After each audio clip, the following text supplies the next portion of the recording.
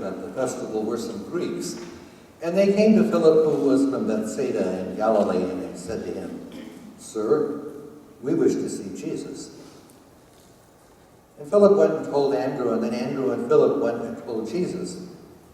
Jesus answered them, "The hour has come for the Son of Man to be glorified. Very truly I tell you, unless a grain of wheat falls into the earth and dies, it remains just a single grain. But if it dies, it bears much fruit.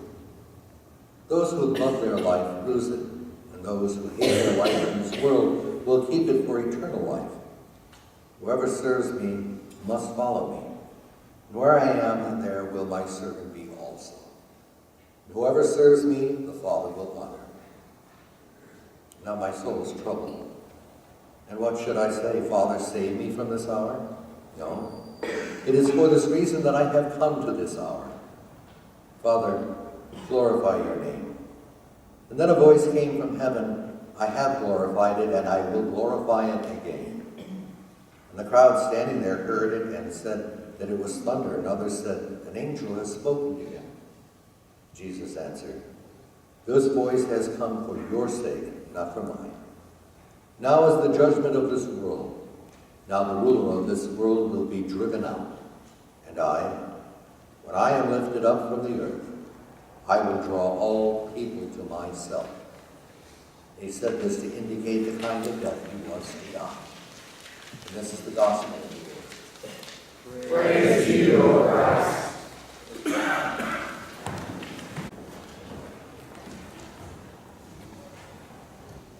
How many times have you responded with the words, "I see," when you really mean, "I understand"? Isn't it strange? Why don't you say, "I see," when you really mean, "I understand"? So you ask a question, and somebody answers that question, and you go, "I see." No, you don't. You understand. That's what you do. And so it's very interesting in the gospel this morning when these people, these Greeks, we don't know how many, they come to Philip. And they say to him, "Sir, we wish to see Jesus." Well, I really think they probably meant, we do want to see him. And most probably they, like so many other people, have heard about him. He's been everywhere. He's all over the place. He's going to all of these different towns. And the word is getting out. The Pharisees come, Sadducees, scribes, all kinds of folks, all kinds of people who are in need, sinful people, holy people, broken people, lame people, blind people. And so they say, "Sure, we want to see him. Why would we not?" And so when they come, the disciples, to Jesus, and they said, "Well, there's some people here who want to see you." And he stops them dead in the tracks, and he goes into this long explanation as to who he is, because that's far more important for them than to see him. And I think, throughout history and all the artwork that we've ever been shown, we have these various portraits of who Jesus is in terms of what he looks like. In the earliest depictions and paintings, they're very plain, and then they get very complex, and especially in the medieval period, all of these people who would pay artists to make a rendition of Jesus, for example, at his birth. There's Mary and Joseph, and there's baby Jesus, and down on the side is a picture of the person who paid for the painting, as if he was actually there. A most unusual move on their part of their piety, but it was their way of being seen with Jesus. And so we're left with this kind of conundrum of when we say, "I see," Jesus gives an explanation rather than saying, "Oh, bring them in, let them look at me." All of a sudden he goes into this big John description of who this Jesus is. And once again, it's kind of a verification. He punctuates everything he's been saying in the past. If this is who you think I am, I have news. This is not who I am. I am coming in a different way. "You are the Messiah," says Peter. And Jesus says, "Yes. Are you willing to be baptized in the way I'll be baptized?" And they say, "Oh, sure." And he said, "Well, you will be, but it may not be the baptism that you think it's going to be." And so with those words, "They want to see you," and now all of a sudden Jesus says, "The hour has come for the Son of Man to be glorified. Very truly I tell you, unless a grain of wheat falls into the earth and it dies, it bears no fruit. The prediction of that seed that falls into the ground of Jesus' body, only to give birth 3 days out of the tomb. But then it goes on, and it's very important that we hear this. But now my soul is troubled. How do I respond to this calling that I know the Father gives me? Should I say, save me from this hour? It would be the easiest thing in the world to do. Sure. But no, he says, for this reason that I have come to this hour, now, Father, glorify your name. And then that voice from heaven says, I do glorify it, and I will glorify it again. The predilection, you see, of what a resurrection is all about, the final glorification of who Jesus is. And the crowd standing heard it, and they thought it was thunder. Surely did. Another said, an angel has spoken to him. Any other explanation? And then Jesus says, the judgment of the world. Now the ruler of this world will be driven out, and I, when I will be lifted up from the earth, will draw all people to myself. How many, if you look into the pictures of history, and you see political leaders, are they ever at ground level with the people? Are they not rather lifted up high? Look at all the pictures, for example, throughout the world.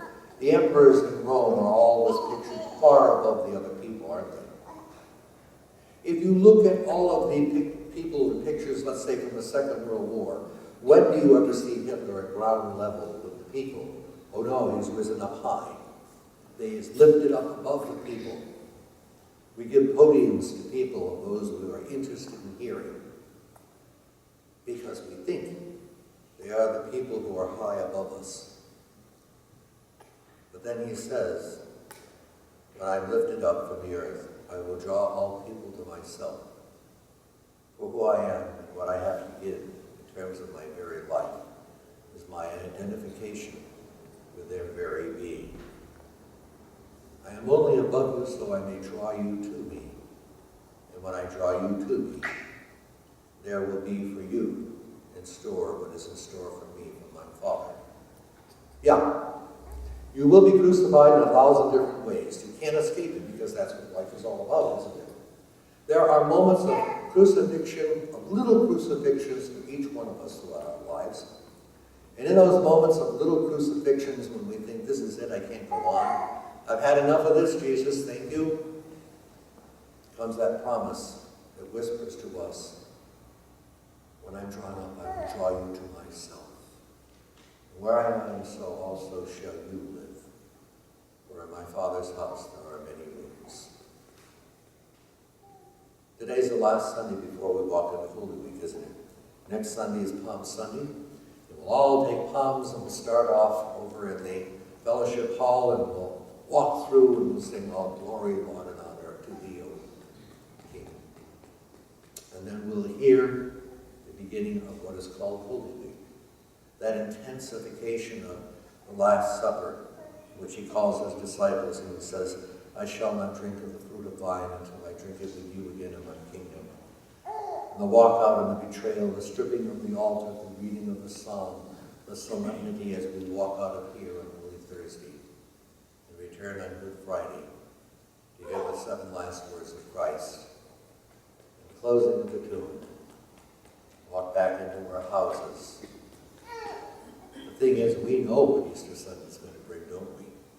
We've heard it 1,001 times. But in this gospel this morning, aren't we all, in a way, even though we know the ending of the story, who people say to us, we wish to see Jesus? Don't we all? And I think what marks our community here at St. Luke is how we do that job, allowing people to see Jesus. Recall the many items that Jesus said. Even a cup of cold water, give them my name. To one of these little ones, there's the stamp of heaven. The outreach programs, the touching of other people's lives, the building of a well, which we hope to do from our Sunday evening gathering, of what it costs in terms of the thousands of gallons that we live when other people have none. All of those things, as Luther would say, we become little Christ to each other. And so it is, being little Christ to each other, not only do we do these things, but we are willing to take on the pain and the struggle of who we call our brothers and sisters in Christ. Not only in this church, but the possibility of who we will walk into tomorrow as you go to work, as you go to shop. Is it possible that you are looking straight into the face of exactly the person that Jesus wishes to love? It is an ongoing process, isn't it? It's all part of who we are to become as we listen to this story, as we wave palms next Sunday, as we listen to that opening statement, this my body, this my blood, and on the cross, Father, forgive them, for they know not what to do. It all wraps together in this great grandeur story that is supposed to come and define our lives. And when it defines our lives, life for other people becomes different, just as it did for those people for whom Jesus walked into in their lives, and everything changed for them. And it is an ongoing process, you see, because our generation is called to do these things here and now, so that the next generation, the little one being held by her mother, grows into that person who also has that same message to send and to say. So that if somebody comes up and says to her, what would it be like to see Jesus? And she says, well, let me tell you what I have learned, and I give this as a gift to you. All the saints of the past marching through history, and here we are in ours, gathered on the Sunday before Palm Sunday, hearing again that story of this Jesus. And those Greeks, you see, who said, we wish to see Jesus, don't we all? And the only way we can see it is to hear, first of all, hear the story and make that story part of our lives. And when we do, people will see Jesus, or at least they'll become curious, like Nicodemus sneaking in the middle of the night, saying, you must be a prophet. And then Jesus sits and he speaks to him. A little confusing perhaps, but at least it has been spoken. So, the only question in the further part of this year, now that we are almost into Easter, is for the rest of the year, what do we do? How do we speak those words when people say, we wish to see Jesus? We got to be ready, don't we? Isn't that what disciples are? After all, we're post-Easter people. The disciples didn't know what was going to happen before Jesus was crucified, and then they went and hid away. Well, we already know it, don't we? So, real question is, before we walk into Holy Week, what are you going to do and what are you going to say? If any person says, what church do you go to? Say, look, what kind? Oh, it's Lutheran. Oh, they may even say to you like they said to me, do you believe in God? Oh, yeah. They may not even heard the word Lutheran. And then they may investigate further. And what you have to have and have ready is, yes, we are people who wish to see Jesus, and this is how we see him, and when we do, this is what we do. And then you can name them off, one after another. And maybe, just maybe at that moment, they will have a sneak preview of what it is to see Jesus.